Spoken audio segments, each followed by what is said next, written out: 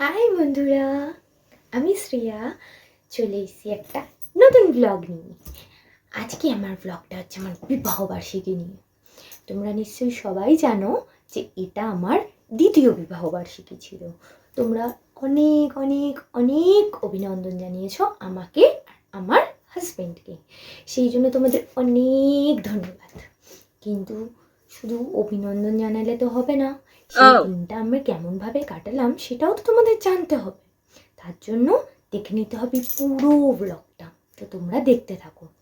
সেদিন সকালবেলা আমাদের 6:10 যাওয়ার কথা ছিল নৈহাটি বড় মায়ের মন্দিরে, কিন্তু আমাদের যেতে দেরি হওয়ায় আমরা 6:10 ট্রেনটা পাইনি। আমাদের ট্রেন পেতে পেতে হয়ে গেছিলো বেলা। আমাদের বাড়ি থেকে বেরোতেও লেট হয়ে গেছিলো। তো কখন বাড়ি থেকে বেরোলাম সেটা তোমরা দেখে নাও। Hi guys, good morning. আজকে সকাল সকাল আমরা রেডি হয়ে বেরিয়েছি, আমি আমার হাজব্যান্ড। আমরা দুজন মিলে আজকে একটু বেরিয়েছি সকাল সকাল। কোথায় যাচ্ছি সেটা দেখার জন্য তোমরা অবশ্যই পুরো ব্লগটা করতে হবে, ঠিক আছে? বেরিয়ে তো পড়লাম, বেরিয়ে গুটি গুটি পায়ে স্টেশনের দিকে গেলাম। তারপর টিকিট কাটলাম। সেই সময় কোনো ভিডিও নেওয়া হয়নি। লোকাল ট্রেন, এতটা ভিড় হয়েছিল যে ট্রেনের ভেতরেও কোনো ছবি নেওয়া হয়নি। আমি জানলার ধারে সিট পাইনি, তবুও ফাঁক ফোকর দিয়ে একটা ছোট্ট ভিডিও করেছিলাম শুধুমাত্র তোমাদের জন্য।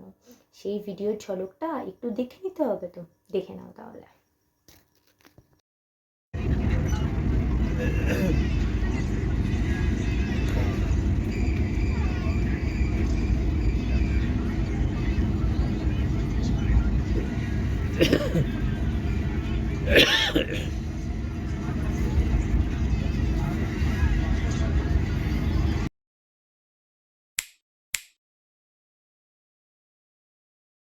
ট্রেন থেকে তো নেমে পড়লাম, সেই সময়ও কাতারে কাতারে ভিড়।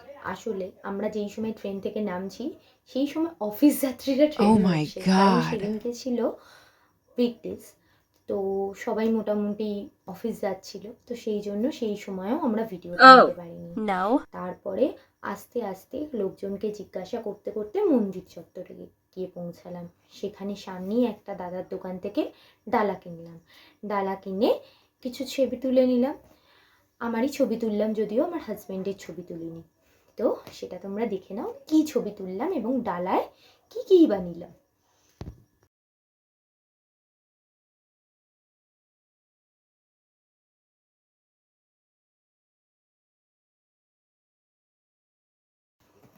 তো ডালা কেনা হয়ে গেল, লাইনে দাঁড়ানো হলো।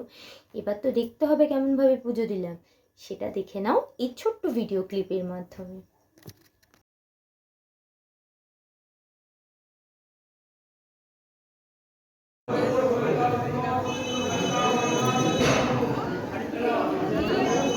পুজো দেওয়া হয়ে গেল, কিন্তু পুজো দিলে তো হবে না, পেটটাও তো পুজো করতে হবে। তো আমরা চলে গেলাম সামনে একটা কচুরির দোকানে। ওখানে 20 টাকায় 5 পিস কচুরি দিচ্ছিল। তো সেখানে আমরা খেয়ে নিলাম কচুরি। তো দেখো গরম গরম কচুরি কেমন করে আমরা খেলাম।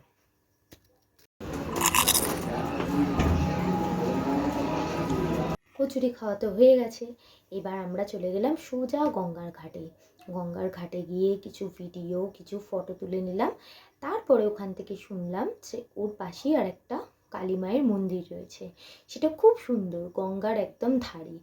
সেই মন্দিরের কিছু ছোট্ট ছোট্ট ক্লিপস তোমাদের সাথে শেয়ার করলাম।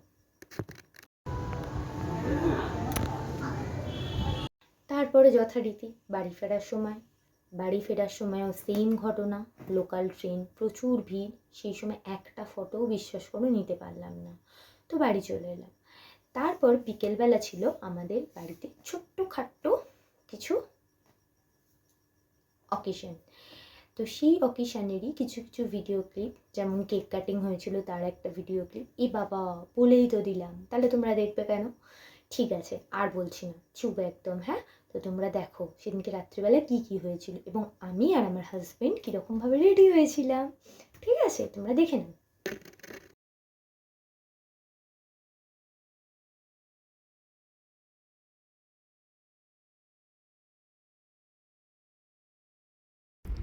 তুমি আমারটা তোমারটা আমি করবো নাকি? ওই যা। আরে কে আগে এটা তো তাহলে এখানেই করা যাবে। কোনটা? এটা এখানেই করা যাবে। হ্যাঁ কাকু কোথায় গেল? আরে শিখিয়ে দিসনি কেন আগে?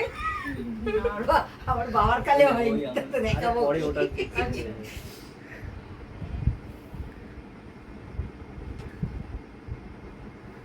তালিয়া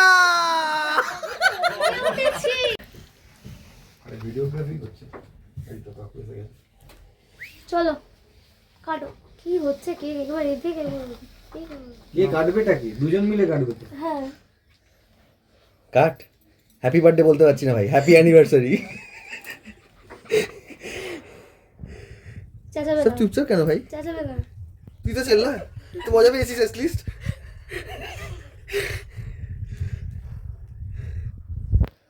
চলো হয়ে গেছে। তাহলে যা দে। যা, ছেলেটাকে সব এটা খাইয়ে দিলি? এই যা, তোমরা তো সবই দেখে নিলে, তাহলে তো আর বলার কিছু নেই। ঠিক আছে, দেখে যখন নিয়েছো ভালো লাগলে অবশ্যই একটা লাইক, একটা কমেন্ট এবং একটা শেয়ার করে দিও। টাটা।